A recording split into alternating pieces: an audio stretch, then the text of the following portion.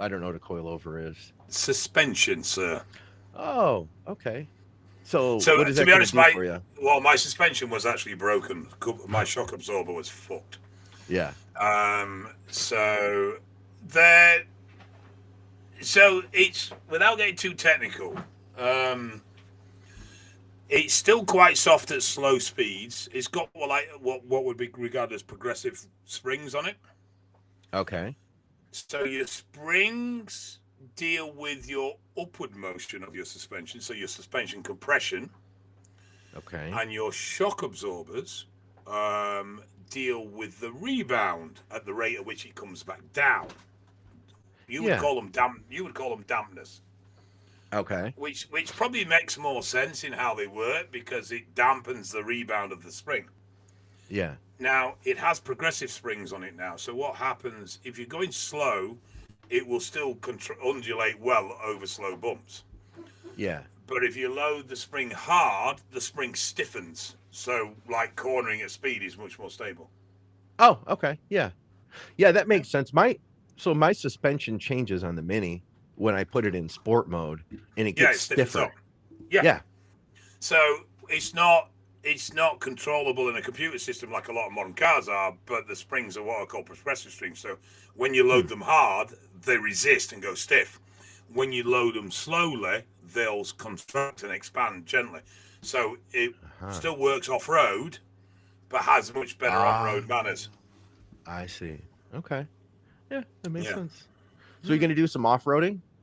Do you guys No. have off-roading? I didn't think Oh yeah. you guys just had like little villages everywhere. I didn't think you really had a lot of I we country don't over there. we don't do the rock crawling stuff. There's a Yeah. couple of places that have a little bit of it, but not like the Moab That's good type because stuff. you like Utah and stuff, they do that stuff here. Yeah. Good because you would flip your truck over and break it if you did that, Dave.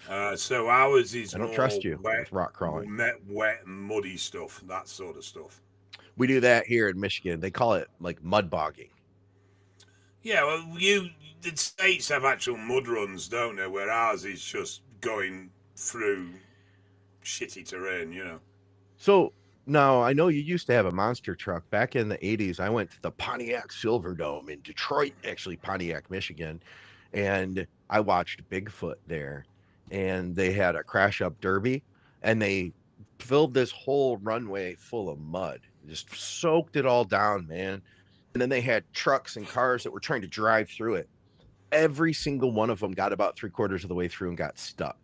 No, And then they so had to take 10 minutes to tow it out. It was the boringest thing ever.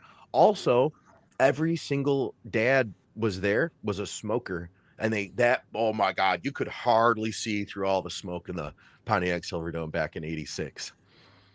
we have generally two types of off-road racing competition. One is gates, Okay. or where you'll have a bit like, have you seen canoeing where they have to get through the gates?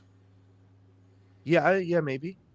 Yeah, where they'll do a stretch of river and they might have to paddle upstream to get round the gate, and if they touch the Oh, hang, yeah, yeah.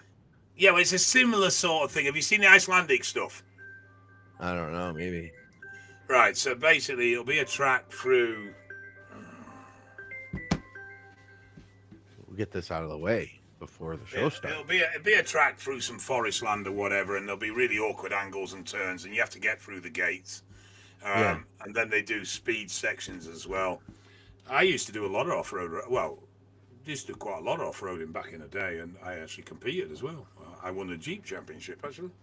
Did you really? Jeep Fest. Okay. Many moons ago, but I don't do competitive off roading anymore. I don't even do it for fun anymore. It's too fucking expensive. You break too much shit. One day you have to show us a picture of your monster truck that you had. I think you actually sent me one not too long ago. Yeah. It wasn't a modern truck. It was an old leaf spring ride truck, but I used to do stupid shit with it. Oh, I bet you did. Yeah. Somebody asked us on the Blood, Sweat, and Gear the other day.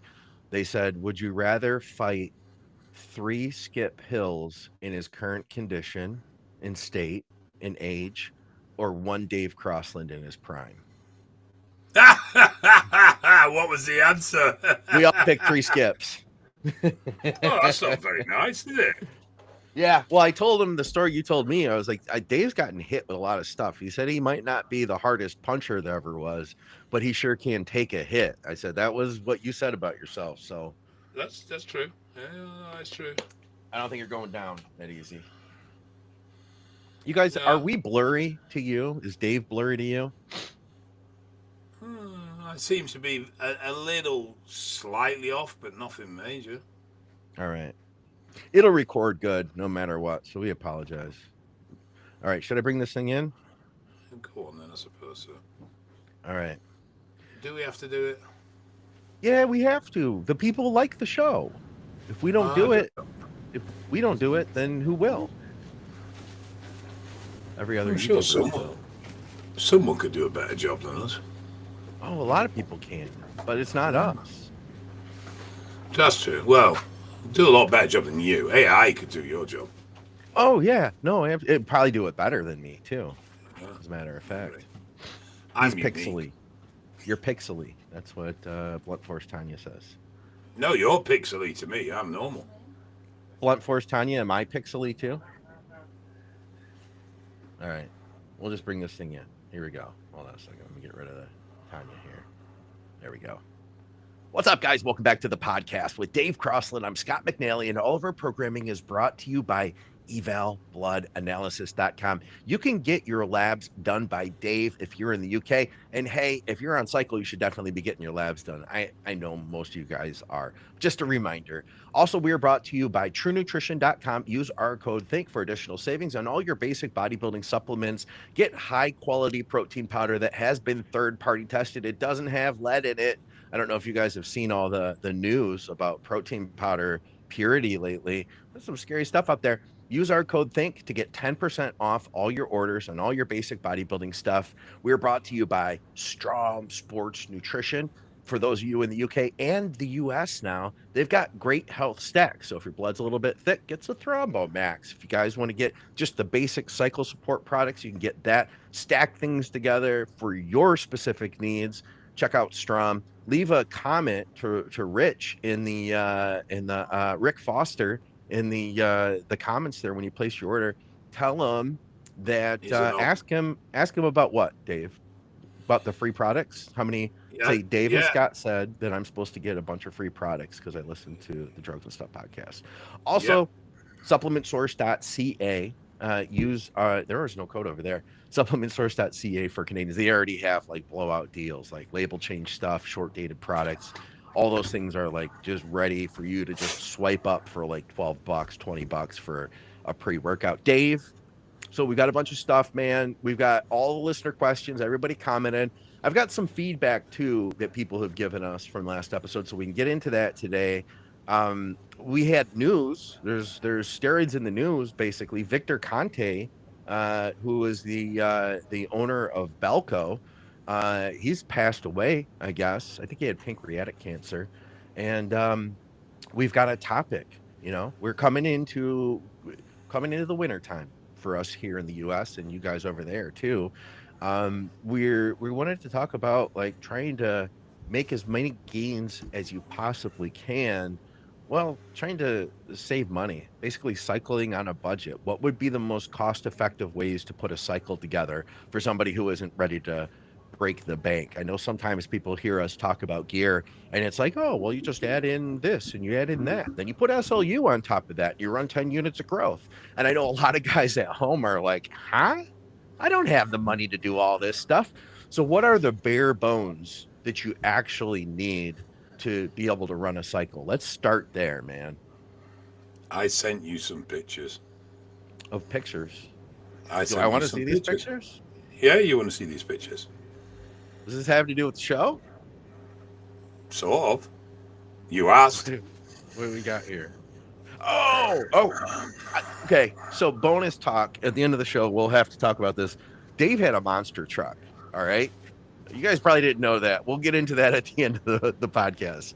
So anyway, lay it on us, Dave. Where do you want to start with this? And I should note too, one of the feedbacks that we got was because, you know, we were talking about how the first 5 cycle episode, I was like, it didn't do really good. And one guy was like, well, that's because you said that all you need is test. Just run test for your first 5 cycles. Nobody wants to hear that. That's why. We didn't say that, did we? We didn't No. say, yeah, I didn't think so. We mentioned it was an option. You could.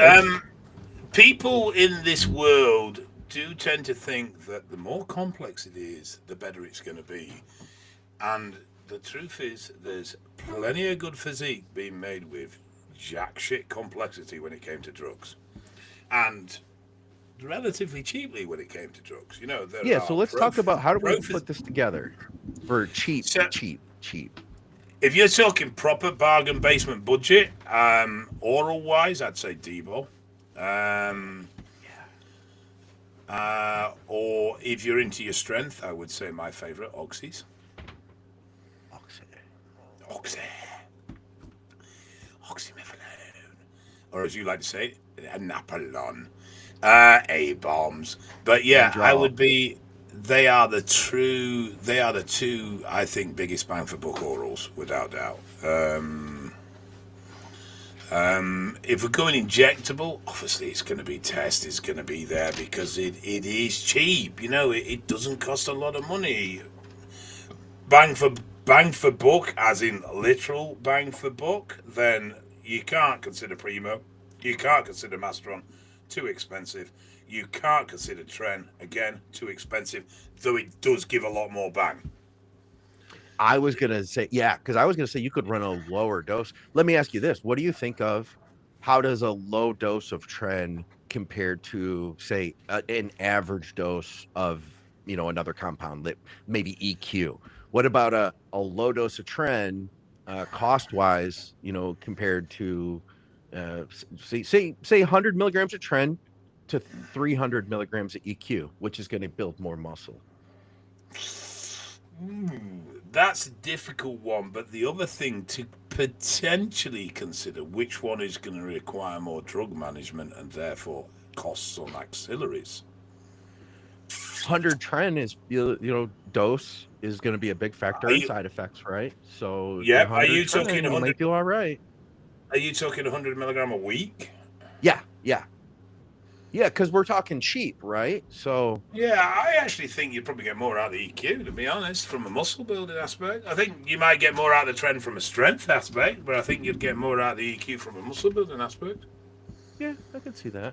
I think you might be right. Honestly, I think you might. I mean, I think Mast, Primo, THB, Ment. I think they're all drugs that are sort of budget-wise gone. Yeah, they're more expensive generally. Yeah, I think your budget drugs are your Test, your Deca, your EQ. And then I think you've got Tren as a weird sort of in the middle where it is more expensive, but it does deliver a lot. Yeah. And I think that's where it's a bit, is the extra money worth the extra bang? In the right scenario, potentially. Yeah, I mean, I think if you were looking for strength, then I would definitely be looking at Tren as being good value for money.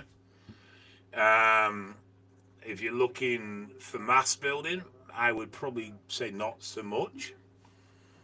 And I'd probably look at either EQ or Deca there, or just Test. And I know Test is boring, and D-Ball is boring, and it's not fancy, and it doesn't have a load of letters and numbers after it, and it's not an amazing new research peptide.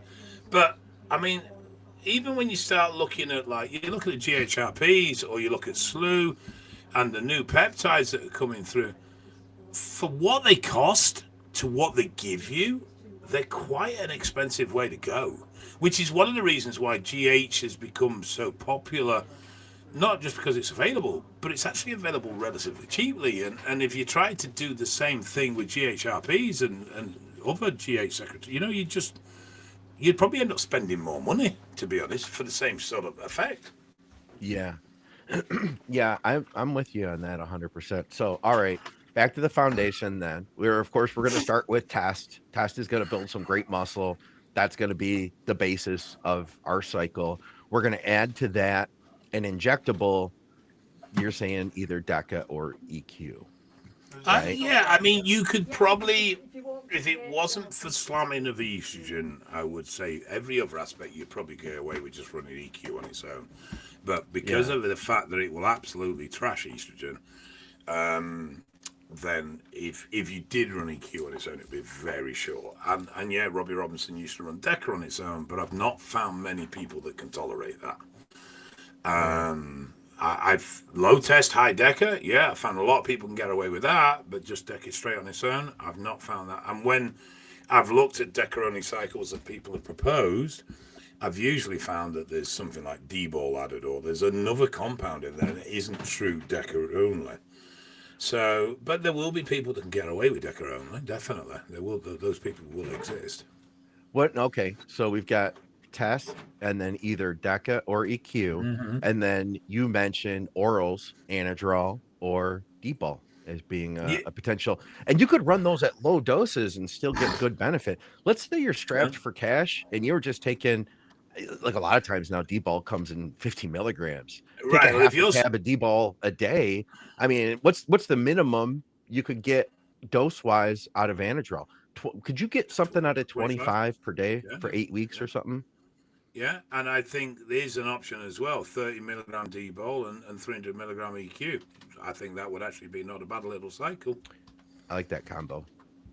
I like that combo. Obviously, test in there too, right? I think you might get away without. No test. I think you might just get away Okay, with it with the D-ball. let me ask you this: is that a cycle that you have recommended to people on a regular No, basis? no, that's Have just you something I was just ever? thinking Have now. you? Have you ever recommended that cycle? No, but I was just thinking now, if EQ was relatively low, 300 milligram, I know it's not going to have huge effects, Yeah. but the D-ball, because D-ball converts to such a strong estrogen, we're going to get some good estrogen off the D-ball. That might be enough to offset the EQ and might actually create a viable cycle. I mean, it is. I am just talking theoretically here. I've never tried it, never had anyone try it, but on Right. paper, it could potentially work. Yeah. Maybe. Maybe you might even still need some AI at 25 D-ball a day. Who knows? I don't know. Yeah, I think 30. I'd say 25, 30 D-ball and 300 EQ. It's not going to be pulling any houses down, Yeah. but for the the student version of budget it could actually be quite productive for that. I'm more I think about it, the more I think that might actually work. Yeah, well, I'd say I would, as from a coaching perspective, I would start with test still. I would have test in there as my foundation. I might try 300 test 300 because a lot of EQ is coming at 300 milligrams now per milliliter, right? So you could get away with just a little bit over 1 mil test, or there's a lot of tests that's 300. Let's say you get a test that's 300, an EQ that's 300, and some D-ball tabs that are 50. You could do a half a D-ball tab with 1 mil test, 1 mil EQ, ride that out, one bottle of each for 10 weeks. That could be a pretty solid little cycle. Maybe D-ball for the first 8 or last 8, something like that. No, At I think that 25. could work quite. Yeah, I think that could work quite well. Geez, I feel like you could actually, especially for somebody who hasn't run a lot of gear, they don't have a lot of experience. I think somebody could do really good with that.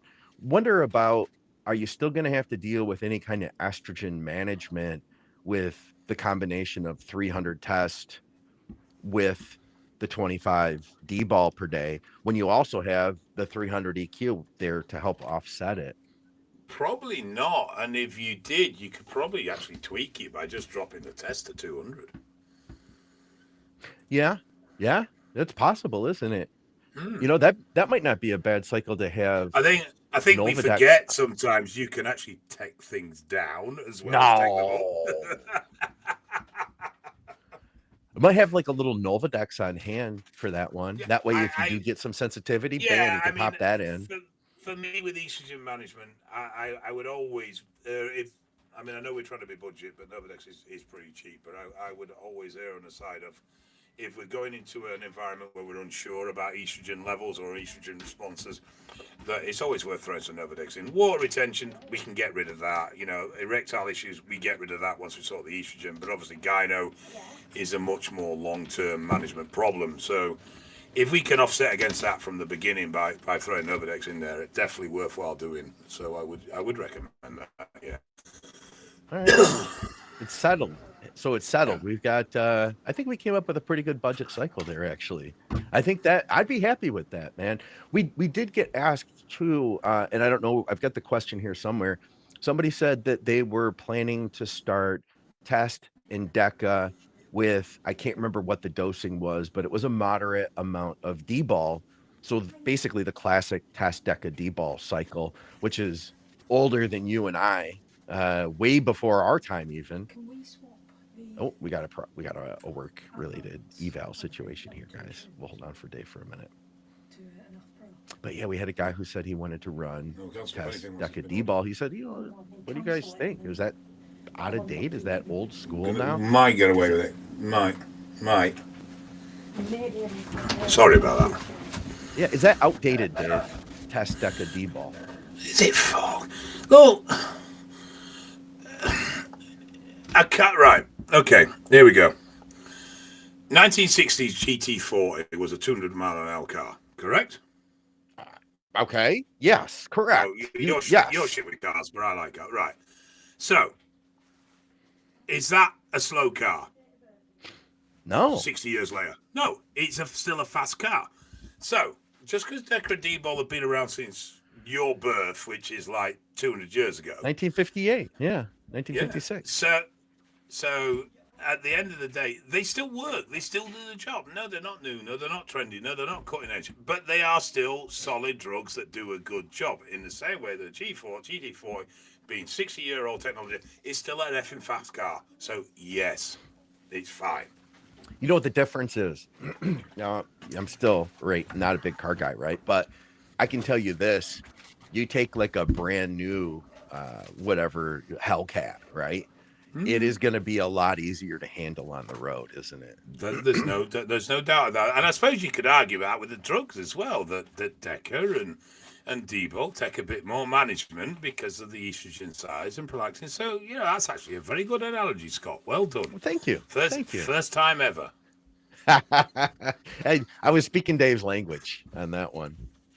No, but it is. Modern drugs. Yeah, the modern DHTs are generally easier to cope with. They're idiot proof. But old school still works. It built plenty of solid physiques.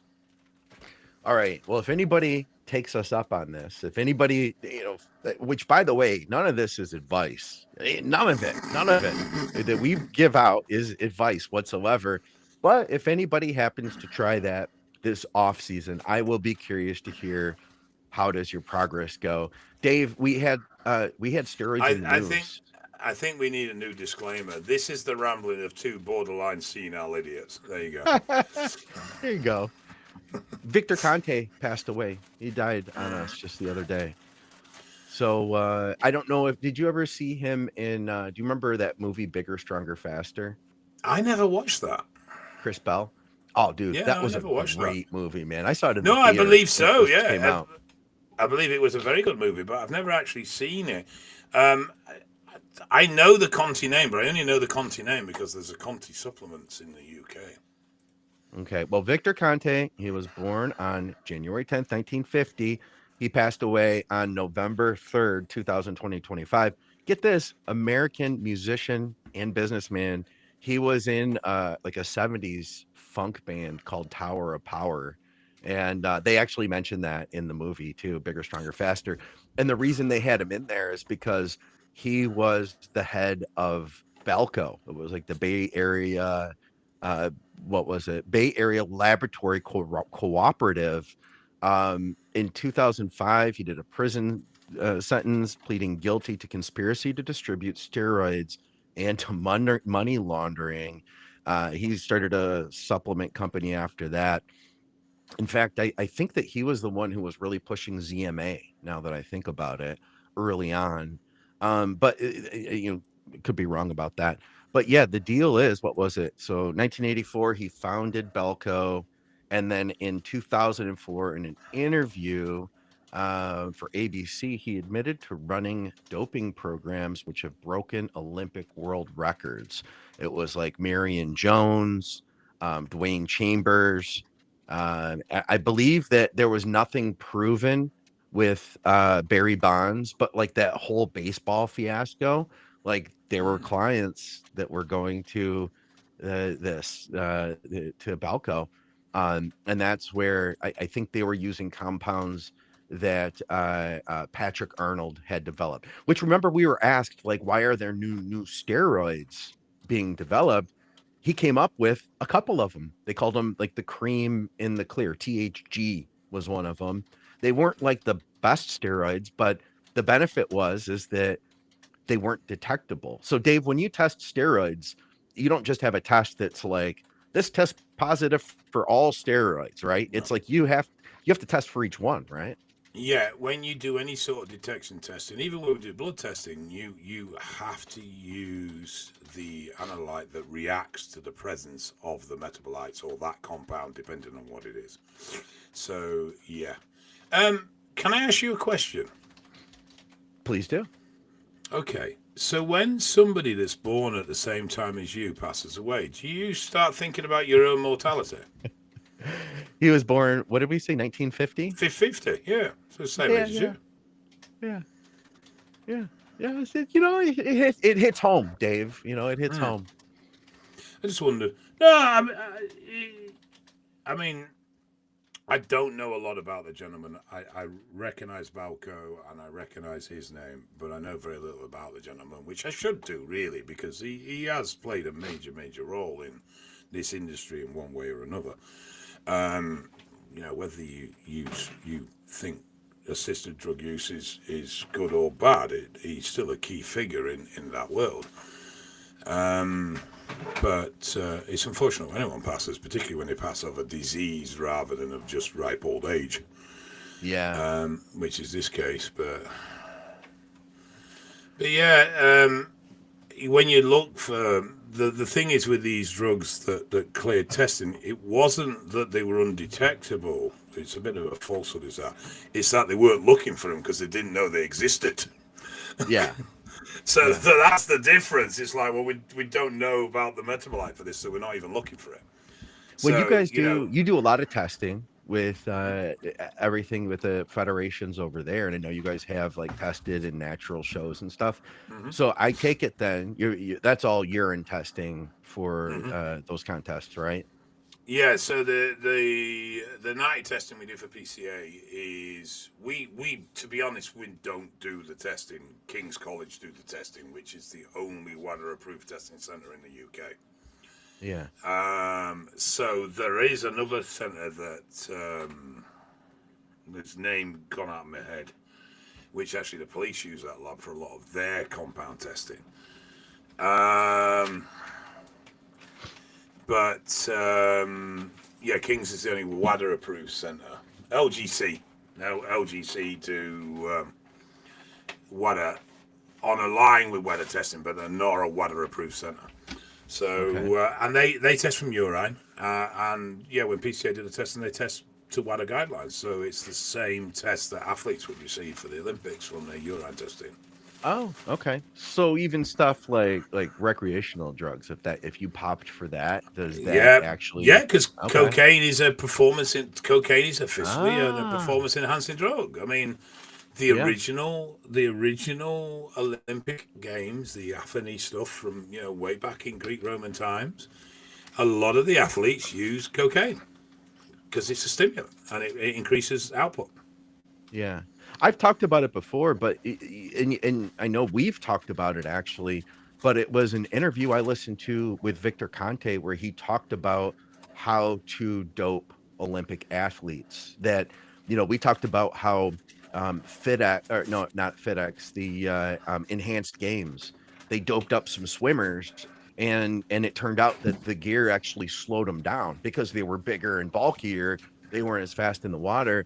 What Victor Conte had talked about in the past was the doping would actually take place before the competition. So weeks out, you're getting their strength up, and maybe you've increased by like 3 steps forward now, but then you come off of it, you get tighter, you might end up losing some of that power that you developed, but now you're lighter and you still have like 2 steps forward or 1 step It- forward, which in an Olympic level, 1 step forward is like, that's how we break, records for the best in the world.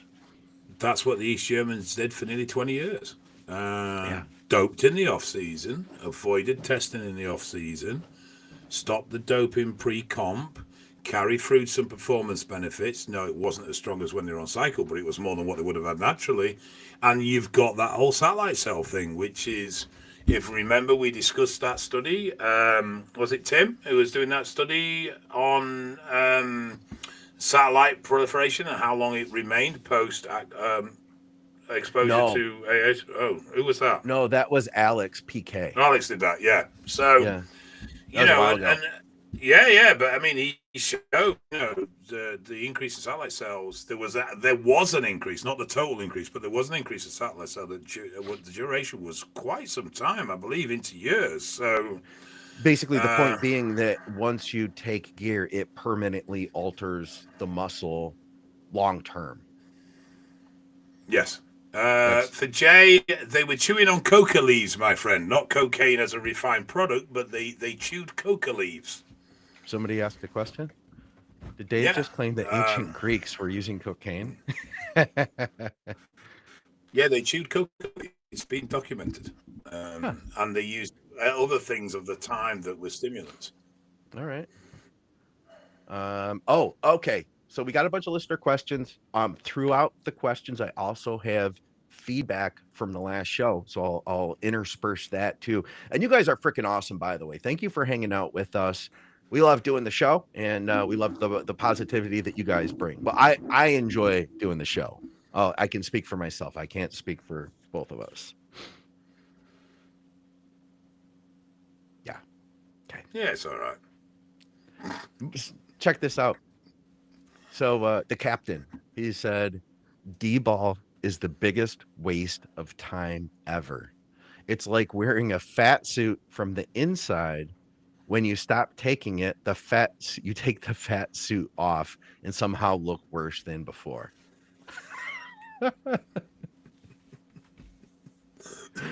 That's rough, man. That's rough. Do you agree with that, Dave? What? His statement. I wasn't listening. All right. What, you want me to lie? And then he laughed. That was very British and polite of you. I'm going to say this to him. I was trying to blag it and just see if I could go through it, and you pulled me on it because you knew I was looking at something that popped up on my screen. All right, you're very distracted today. Are you okay? I'll behave. Sorry. Do you take any meds for your ADHD? The issue is the clinic was still running in the background, but the clinic has now stopped because the last clients were late. Oh, okay. No, I'll tell you. I'll read it to you again. He said, D-ball is the biggest waste of time ever. It's like wearing a fat suit from the inside. When you stop taking the fat suit off, and somehow then you look worse than before. I disagree, but fair enough. D-ball can punish you with estrogen and water, yes, but like anything, if you're on top of your game, it can be managed. I'm not saying it's easy with D-ball, particularly at higher doses, but it can be done. But it's still a very effective muscle builder. Scott will tell us about his 10 milligram first cycle, where he put on 33 stone of muscle. Yeah, 33 stone. I gained 20 pounds on 15 milligrams. Yeah, you did. In 4 weeks. You did really well. And then I kept 10, so I kept half of it. Yeah, but 10 pound in 4 weeks is 4 weeks on 1 box of Naposin D-ball. Here's the deal too, I think. So we when we go on cycle and we're working to grow muscle, we get bigger and fuller and rounder. D-ball is going to do that to the extreme. And especially if you're not eating super clean, right? You're going to hold more and more water and you're going to be like, but I look good in the gym, man. You still see that bicep vein and you're stretching your shirts out. Now, fast forward, you come off the D-ball, you lose that water. You don't have that perma pump anymore, but you still do have the fat that you also gained from eating off plant or, not eating a clean diet. So yeah, I think it can become messy versus, Primo, Masteron, even EQ to a degree. What you kind of see is what you get, you know. Do you think, as users in general, we've got a little bit lazy because there's a drug Hmm. for absolutely everything these days, so that we don't tend to. I don't mean this in a negative sense. I genuinely don't. I mean it in a sense that rather than making the effort to manage things correctly, we just take another compound to deal with it. Oh yeah, we're notorious for that, man. You You know, know, and do you think ancillary that's for our ancillaries. more so now than it used to be? I mean, obviously, estrogen management was always an issue, but if you kept your diet super clean and you were relatively lean, estrogen management wasn't as hard to do. Yeah, I think that because we have more education now and more understanding of what's going on, that we also then have come up with more options. That instead of the good old days, quote unquote, when we didn't know as much, you had limited options on how to fix something versus now we're like, oh, all you have to do is take 10 milligrams of this. And like there's an answer. There's a lot more Mm. answers, I think, today. I think that's what it is. I think that we're in a better place overall for knowing that stuff, but you're right, man. Like sometimes it's a matter of like back off, keep it simple. Mm. Yeah, I just wouldn't. Oh, we love to overcomplicate things. Yeah. Um, Done it myself. You know what I mean? Dave, you've got kidney. No, I haven't got kidney failure. I've got some really, really complex water electrolyte cellular imbalance transition problem. Not the kidneys are fucked and I'm holding water. Exactly. Love the episode Yeah. as always, gentlemen. I have a question and I'd like to hear your thoughts on it. He's 6'2", 220 pounds, 10% body fat. So pretty big dude overall, and lean. Says, I'm finishing a fat loss recomp phase. I'm currently running 500 test E, 300 EQ, 2 IUs of growth. I want to add in 100 milligrams of NPP to my mass phase cycle when I start. Should I go with this, or what ratio should I go with? Or should I bump the test in EQ? Thanks in advance.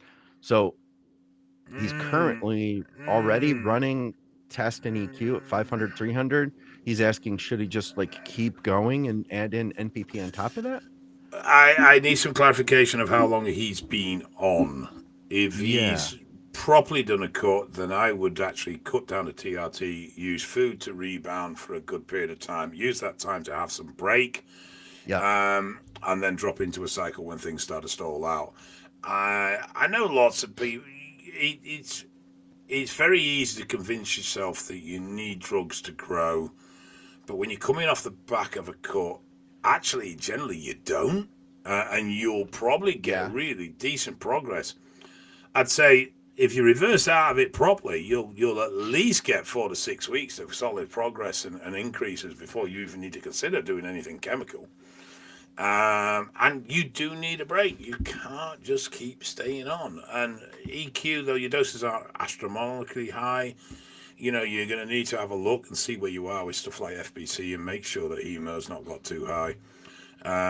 Because when you start going into the push, it will soon become counterproductive to your performance. So, or your recovery, should I say. So, yeah, I'd definitely consider a break. Rebounding, you could probably keep the GH in, but I would look to rebound with food only for a period of time. Give your body a break, and Eight then drop weeks. the drugs back in. Yeah, Yeah. I think 8 weeks. you Get your could. labs checked. Make sure everything's looking good, and then jump back on. I'd be down with that. 150 milligrams of TRT.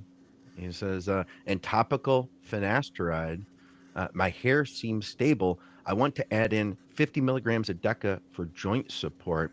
Should I be worried about the additional shedding on such a small amount of nandrolone? Oh, Dave, that also reminds me, we did a nandrolone episode not long ago.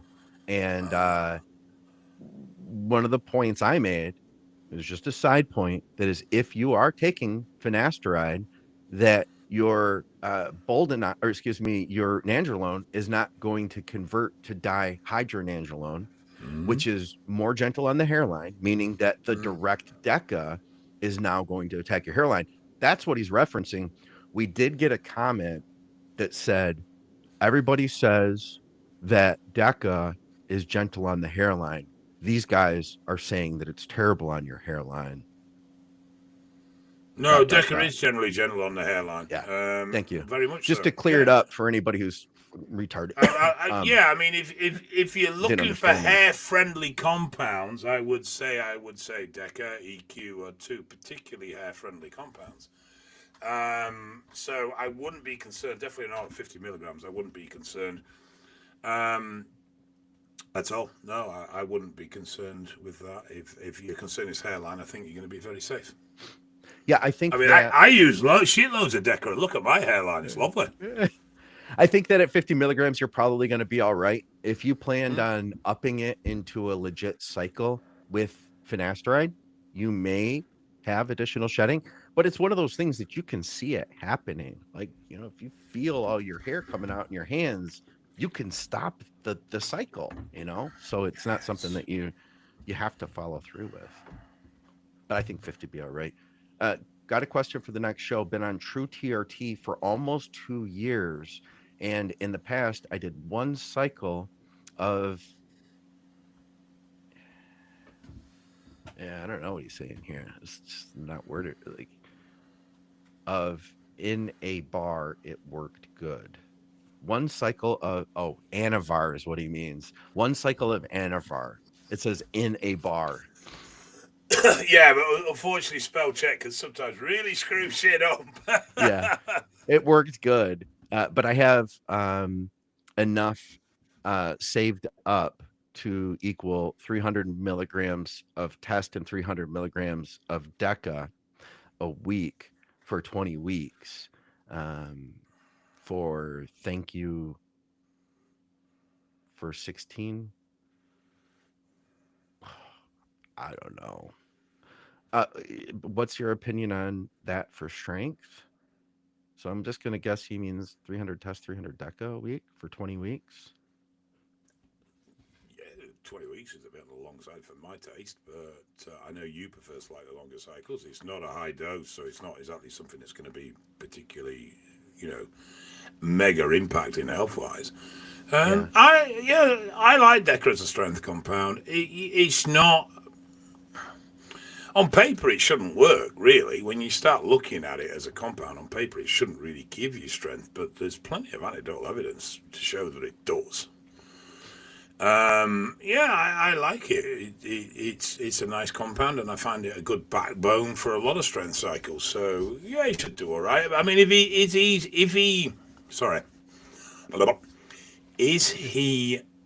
just wanting pure strength? I mean, is he wanting to develop power in the sense of he's a power lifter who's competing in strength, or is he just looking for some bodybuilding style strength gains?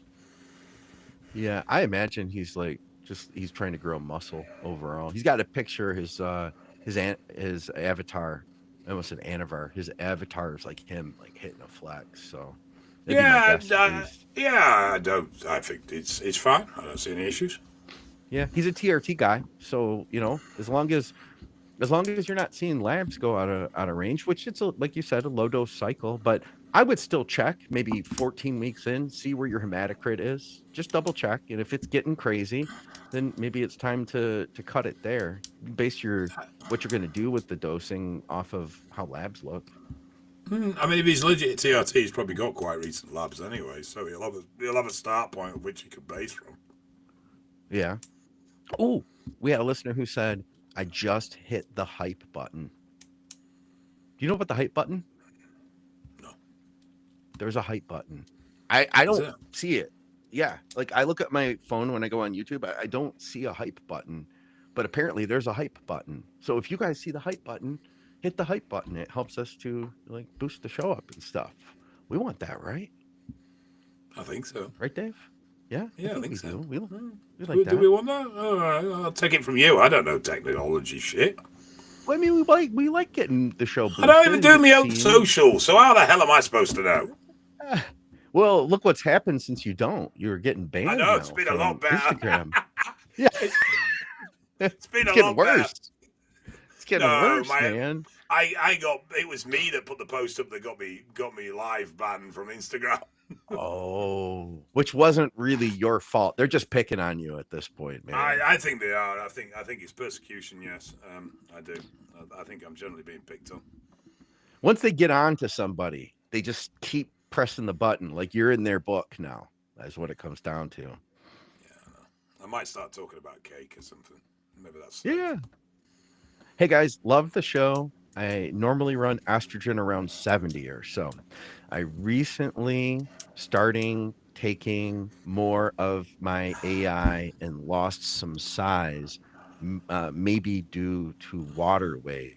It's kind of freaking me out because my arms went from 19 to 18 and a half inches. And I was like, damn, what happened? I guess I had way more water on me than I thought, but I feel strong at higher estrogen levels. Is that a UK 70 or a USA 70? There's a fucking big difference. I'm guessing it's a US 70 because what's your range? Be, yeah, 149 is upper limit, which is equivalent. Yeah, to so it's got to be. So. Yeah, you wouldn't even take an AI if you had a 70, then, right? Yeah, no, not at all. It'd be low. Yeah.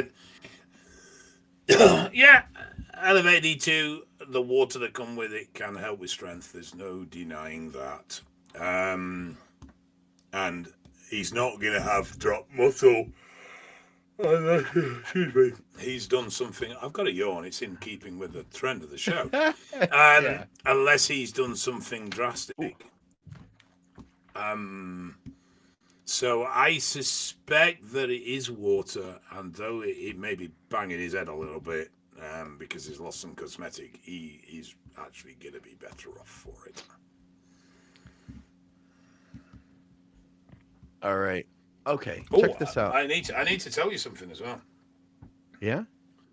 So, really, I should use electrolytes. I haven't done for a very long time.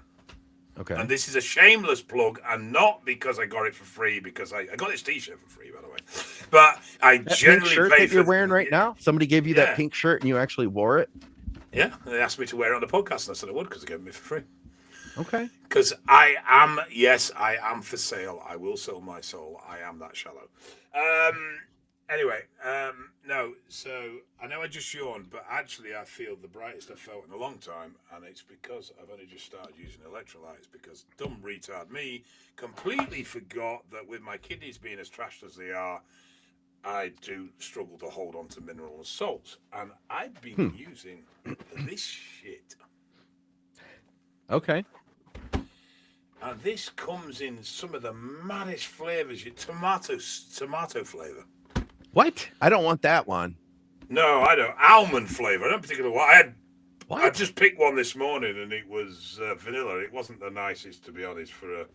I want like a fruity flavor. They have any fruit flavors like pomegranate or anything like that? Yeah, they have pomegranate. They have honey melon. They have wild something. What the fuck that is? Watermelon, white grape, iced tea lemon, iced tea peach, iced tea passion fruit, red grape, red orange. Loads. Huh. But actually, it really has had a positive impact. So there you go. That's my little thing for the day. Yeah. Hey, anybody on the live stream who is watching, Dave's video will look a lot better in the recorded version. It'll be crystal clear. Mine is crystal clear. It's yours that looks like it's out of Minecraft. That's not what the people are saying at home, Dave. No, I don't care what the people are saying at home. Stuff them. Thanks for answering my Nigella question, Scott. Just been doing some research, and I saw that milligram per IU is not the same as standard growth hormone due to the long lasting effects. And something Vigorous Steve mentioned is that he equated 6 milligrams of Nigella to work out to being more like 10 IU. I don't know about that. I'd have to watch what Steve said about it. Does he mean that it feels like, because our standard is what? 1 milligram of GH is 3 IU, right, Dave? Okay, 3.3. Yeah. So I don't know how that would be different. for this I product. believe there's a lower peak with the slow acting IU for Sure. IU.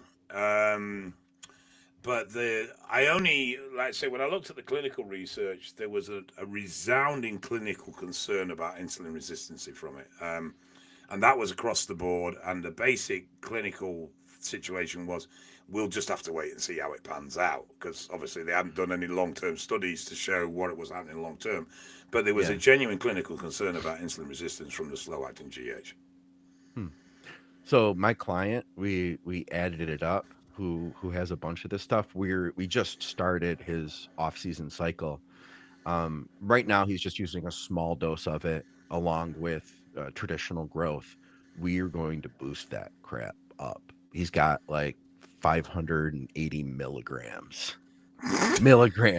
He's got a lot of it, dude. Why?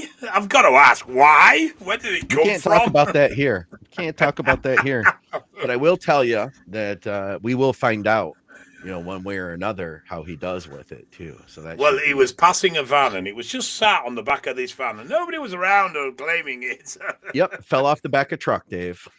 Yeah. Okay. Although Dave is really well respected in the industry, I feel like we don't know what we have until it's gone with him. Almost like a Rich Piana type feel when Dave is to pass. Public service announcement, make the most of Dave.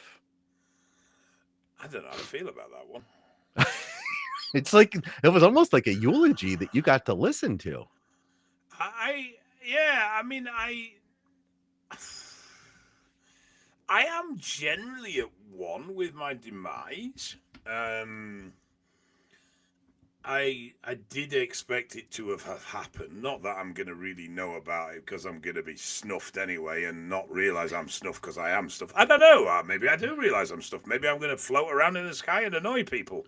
I would like to. Oh God, please no. I would definitely like to come back and steal Scott's socks and keys. Yes, I would definitely love that. Yeah. I don't know. Can you? I mean, you're supposed to. If it happens, and I'm open-minded to it, I generally don't know. You're supposed to haunt the people close to you, but would I haunt you because this connection is a technological one, not an in-person one? Did you, by the way, did you give us the name of that electrolyte company, or did you just say this shit and show the box on the screen? I just said this shit and showed the box. Do you want me to give you the name? Yeah, of course. If you're going to plug them, then go full plug. I'm not plugging them. I didn't give it me for free. I friggin' bought it. Oh. Well, they gave you the shirt. No, that was from somebody else. Ryan Gabaloni you really confused me. Sponsor. Dave, you were okay, so listen, I want to plug these guys. I got this free shirt, and I've been on electrolytes now, and I'm finding that they help me a lot. So here's my free shirt. Here's this shit. Check it out. I feel a lot better taking electrolytes. Right. So, that was so confusing for me. What do you think the audience thinks? By the shirt company, and he gave me the shirt. The electrolytes that I bought are a company called Bolero. Oh, Bolero's great. Yeah. Oh, do you know him? I don't know. Yeah. No, Bolero makes great stuff, and they do have a bunch of crazy flavors, man. No, fucking some right mad flavors. Yeah. Did you get that while you were at the show? Yeah. Okay. And who was the people at the booth? Did you talk to the people at the booth? No. Okay. Huh. I know that because I know some of the people from that company. There's some good people there. All right. Yeah, but it was anyway UK based, so I don't think it would have been the same anyway, would it? I don't know because one of the guys is Italian and he travels all over. So okay, but no, right. Okay, I'm a bit derailed now talking about me dying. Yeah, I know that got really sideways real fast, didn't it? Yeah, it's. I mean. I had expected it sooner. It hasn't happened. I'm in a bit of a I don't know what to do now. I'm still alive. You know what you could do? What? What did somebody say here? We had another comment. This is somebody who really cares about you, Dave. Let me see if I can find that. He said something about where is that one? He was like, why doesn't okay. No. Was that it? Oh, well, here's another nice comment to you, and I don't want to belabor all this. He says, Dave, as an aging scientific meathead who still has a good portion of health remaining that I'm blessed with, I'm concerned for you, brother, whenever you were running on empty like this, because you were real tired on the last episode. I Oh, don't that was like only a big seeing my one-off. iron Yeah. brethren struggle with health and energy challenges. You know, I do meet some people, and they tell me how old they are, and they're like 4 or 5 years younger than me, and I think, good shit, I hope I look better than that. We did have a guy who was like, why doesn't Dave take Retta to reduce his inflammation and it even benefit his kidneys? I'm on board with that. Why don't we get you on even a low dose? So the clinical dosing is like 4, 8, 12. Why don't we get you on like 1 milligram? See what you get out of that, man. It'll only help you. Right. So you have viable clinical data on Retta helping kidneys. Yeah, it's out there. Yeah, and it reduces inflammation. That's the big thing. I think that you could benefit, like for real. I think it would benefit your health, even at a tiny dose. Okay. All right, that means he's going to think about it, but he's really not. But we'll keep on. No, it means I'm genuinely going to look it up. I'm generally going to look it up when it comes to kidney studies, because I stay away from loads of shit because of my kidneys. He said, yeah, here it was. Any idea why Dave won't use Retta? It has done wonders for my wife, and as I am far as, my wife and I, as far as inflammation and autoimmune diseases, he would lower inflammatory markers and probably improve his kidney health. I don't have any issues with inflammatory markers. Actually, my bloods generally come back with not much in the way of inflammation. But if it can improve my kidney markers, I'll definitely have a look at it. Yes. But yeah, your traditional inflammation markers aren't particularly elevated on my blood, so there's no real major inflammation going on there. Here's a good one. And this is a comment when we were asked last week about like why aren't there any new steroids. He says, I've worked in drug development for over 20 years, mostly in oncology. There just isn't a market or need for new anabolics. The only one available is generic Anadrol at this point. Anavar and Deca are only available from compounding pharmacies now. Like Dave said on the YK11, if they can develop a non-hormonal treatment for muscle wasting, burn victims, etc., that only anabolics are, but basically he's saying anabolics are essentially over, at least in the U.S. Yeah, from a point of view of development, yeah, I agree. The shift has been more towards myostatin manipulation or gene manipulation, and I think, to be honest, we might see gene manipulation before we even see a successful myostatin drug. So we might end up missing the myostatin and go completely round to gene just because that yields results sooner in the way of development. Did you hear that stuff Dorian was saying lately? He was talking. No, about, I don't. I haven't listened to anything Israel. Dorian for a very long time. Right, go on. I guess slagging Mike off. Yeah, I saw him slagging Mike off. Yeah. Yeah, somebody commented about they called it. He calls the reps in reserve. Dorian calls them wanker workouts. Yeah, I heard him ripping into Mike, but then end of the day, Mike's been shouting off a lot and not always good shit. So it was bound to get some kickback at some point, wasn't it? He was like real arrogant. He was like, "I'm better than Mike Mentzer ever was. I look better than he ever did. I'm smarter than Mike Mentzer ever was. Case closed." Yeah. And then Dorian sounded off on him. I thought that was very classic. All right. Couple more here. Currently running both. We did a Deca versus EQ episode, and we had a number of people that were like, hey, guess what? I'm on both right now. Says he's running test, EQ, NPP, and GH, all bases covered. 500 EQ, 750 test, 350 NPP. GH is at 15 units basically 7.5 before bed every night, he says. So it comes in 15 unit vials. Okay. Dang, that's quite a cycle. Should I up the GH? Another guy. Should I up the GH or add anything into the cycle? 44 years old, 202 pounds. He's running 500 test SIP, 400 DECA, 400 EQ with 2 units of growth. I do get numb hands, and I'm trying to get more strength and size.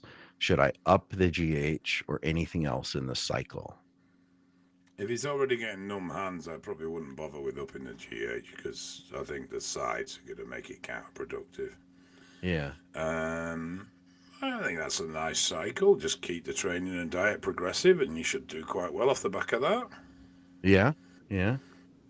I mean, he hasn't said how he's progressing or how what improvements he's seen, so it's a little bit difficult to judge. But if he's making solid progress on that, I'd just keep it. But just, I think a lot of people forget to be progressive with the food as well as the training when it comes to being on cycle for longer periods. Yeah. Here was that comment. First 5 cycles was, quote, use test for all of them. Respect for the well-meaning coaching, but nobody's doing that.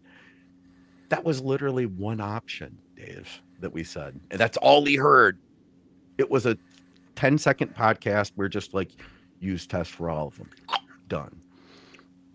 Well, we sort of tend to use test for most cycles anyway, at least as a base compound. So, you can't please them all, Scott. I know. In our case, you can't please any of them some days, but most never of mind. them. You can't please most of them. All right, just a couple more here. When I discovered DHB, I thought I had found the holy grail. The effects and side effects were better than anything else. So I bought a lot of it from 3 different labs, all tested for purity. Over time, it was almost like my body became allergic to it. The inflammation and bad reactions from shots just seemed to increase over time to the point where I ended up throwing it all away. I went from loving it to straight up not being able to inject it. Sucks. Could you not have just swap shopped it? Could you what? Swap shopped it. What's swap shop mean? So there used to be a program on TV as I was a kid called Noel Edmonds Swap Shop, and you could ring in and say, "I've got an action man with one arm missing, and I want to swap it for a Scale Electrics slot car thing." So my thought was, because obviously we can't encourage the retail of such things, swap shop it. Could you not have gone to somebody and say, "I'll swap you my DHB for your test," or whatever? You know what I mean? Yeah. That's. I like how you came up with the way you're like, just swap shop it. I'm like, what? Yeah, it's good. That's really. I'm trying to be algorithm friendly because you keep shouting at me because I keep making mistakes and saying the wrong words. All right, let's see. Is this anything else here? Oh, it was a reconstituting question. Ordered a vial of the Clo 3 milliliter. I don't know what that means. It's like I ordered 3 milliliters of BPC. He must mean 3 milligrams. I'm assuming so, yeah, because it seems more appropriate.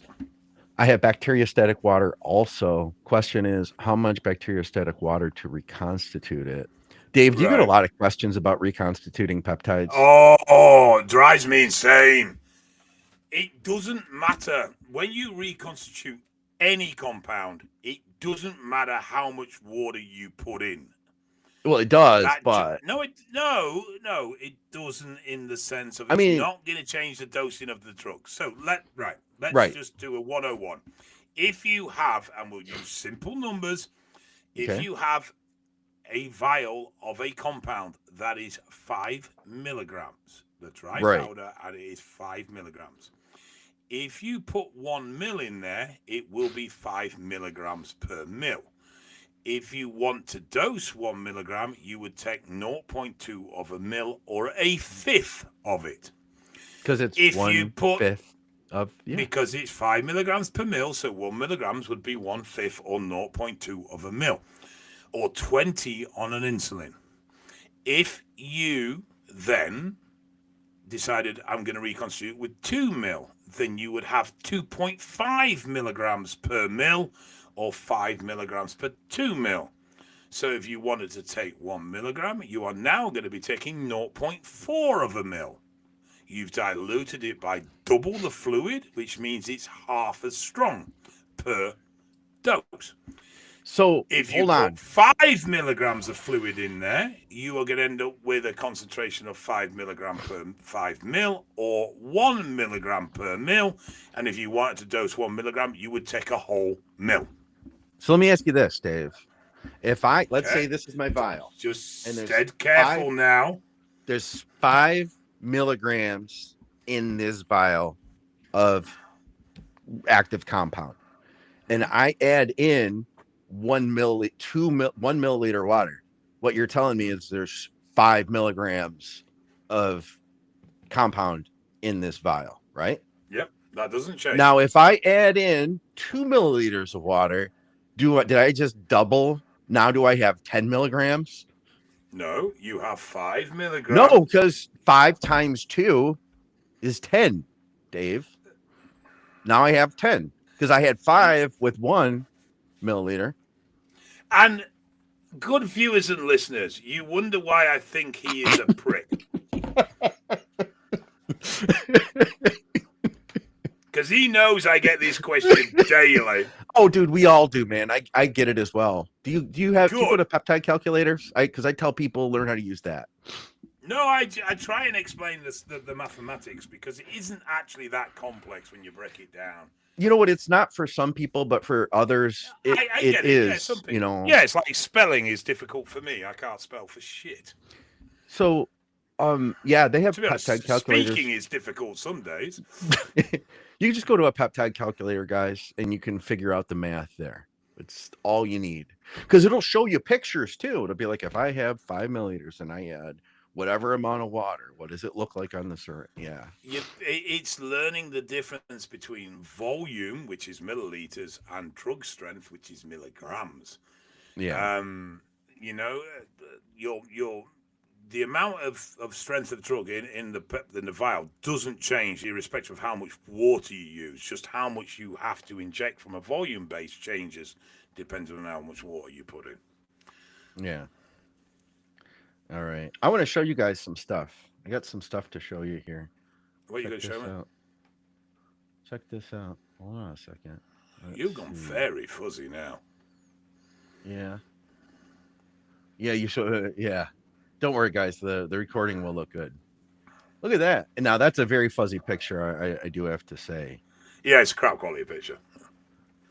What am I looking at here? That's my old monster truck. Okay. So it was actually a Canadian. Is that you? No, that's we're not lads. He was the shortest, so we put him in front of it because it made the truck look the biggest. Okay. So I bought a broken truck from Canada, which I can't remember, which was an old leaf spring truck. And this was at this time there was nitro trucks were running, so nitro shocks were already a very common thing. But we wanted the leaf spring truck because we wanted to make it a ride truck, which we did, as you can see. Okay. And then we decided that we were going to race it anyway, so we raced it. So it was a ride truck with a 1,000 horsepower engine in it. Holy crap. And we raced it in the first European Monster Truck Series. Didn't do very well in the racing point because obviously it bounced around like a wet blancmange. But did quite well in the freestyle because I didn't give a shit and it could get very high. Oh, look at that. Look at that. It's Bill. There's a Bill very got strange... the Oxhay t-shirt. Who's wearing that? It's Bill. I just said that, Dave. Bill. He's one of our listeners. All right, okay. Yeah. So that was my old race truck. Yeah? Why'd you ever get rid of it? Long story, definitely not for this channel. No? Man, you guys didn't know about Dave having a monster truck, did you? Something else. Hey, you got any Uncle Dave's wisdom for us today? Yeah, don't race monster trucks. It's very expensive and painful. Oh, I imagine, dude. I imagine, man. And those things probably break all the time, too. They do when you're doing things in them that you shouldn't really be doing them because it's not built well enough to do that in it. So when you said a ride truck, and I knew this because you told me before, like if you were at an event with monster trucks, like people would pay then to hop in the back of that thing, get strapped in, and then you go drive around. Would you drive over cars with it? With them in No, it? I did. Yeah, I stuck it on wheelies and all sorts with people in the back. Yeah. Holy crap, man. I never got that sort of level of air, but we'd definitely get the front wheels off the ground going over the cars, and I've had grown men come off that crying. Yeah. Oh, I bet, dude. That would be terrifying, man. The other thing was because they faced each other, we've had one or two kick each other in the face as well. Oh, jeez. Oh, We used to have this ride at Cedar Point Amusement Park in Sandusky, Ohio. It was called the Demon Drop. And you're in this box and that you were strapped in a seat. It looks kind of like that, but the thing would come down over your head. And you're in this box that goes up 10 stories and then pops out to the front of the track and then just goes straight down for 10 stories. And then at the very bottom, it like goes into an angle and then coasts to a stop. Oh Yeah, my God, dude. We have similar things, but the more you go up, you usually 4 seats on each side.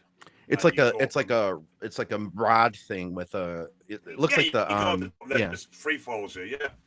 Yeah, those things are crazy, man. Those rides. That's something else. Dave, have I got any Dave's wisdom? Yeah, really.